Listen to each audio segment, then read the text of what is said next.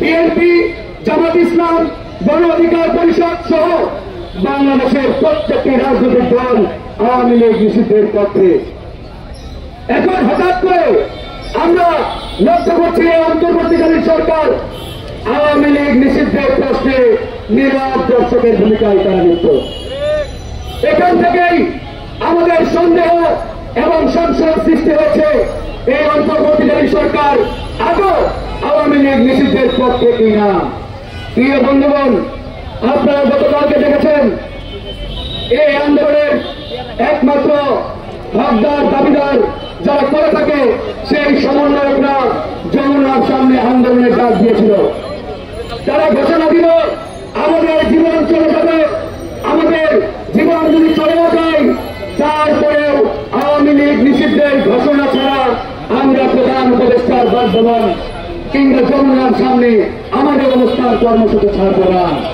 আমরা ঠিক তখনই বলেছিলাম এই যে ছাত্র নেতারা যারা যমুনার সামনে অবস্থান কর্মসূচির ঘোষণা দিয়েছে এদের উপরে আমাদের কোনো বিশ্বাস নেই, এদের উপরে আমাদের ন্যূনতম কোনো আস্থা নেই।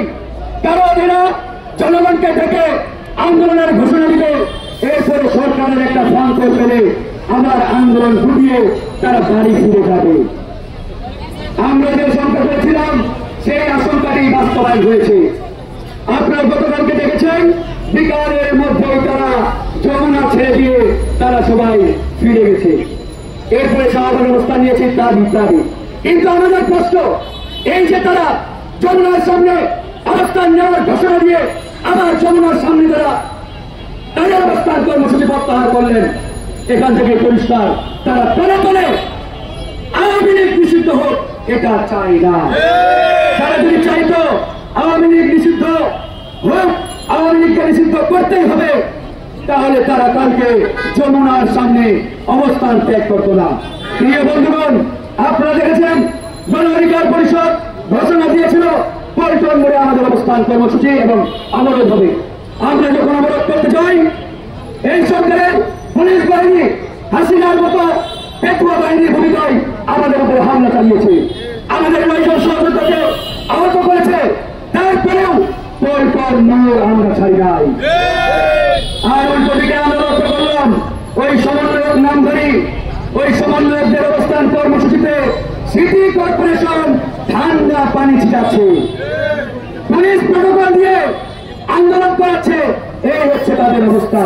একদিকে আন্দোলনে হামলা, আর একদিকে ঠান্ডা হাওয়া, যেন এখানে জান্নাতি আন্দোলন শুরু হয়েছে।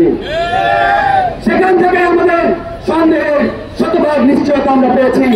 এদের আন্দোলনের মাধ্যমে আওয়ামী লীগ নিষিদ্ধ হবে এটা বিশ্বাস করা কোনোভাবে আর যায় না। প্রিয় ভাইরা আমার, আজকে আমরা স্পষ্ট করে বলছি এই আওয়ামী লীগ নিষিদ্ধ হোক এটা এই অন্তর্বর্তীকালীন সরকারের দায়িত্বে যারা রয়েছেন এরা কোনোভাবে আর চায় না। এরা চাইলে আগামী 24 ঘন্টার মধ্যে আওয়ামী লীগকে নিষিদ্ধ করতে এই অন্তর্বর্তীকালীন সরকার বাধ্য হতেন, কিন্তু তারা কতটুকু চাই সেটা ইতিমধ্যে পানির মতো পরিষ্কার। যাই হোক, আমরা 3টি দাবিতে এই চলমান আন্দোলন অব্যাহত রেখেছি। আমাদের পরিষ্কার ঘোষণা এই সরকারকে আগামী 48 ঘন্টার মধ্যে আওয়ামী লীগ নিষিদ্ধের চূড়ান্ত সিদ্ধান্ত আমাদের জানাতে হবে। গণহত্যার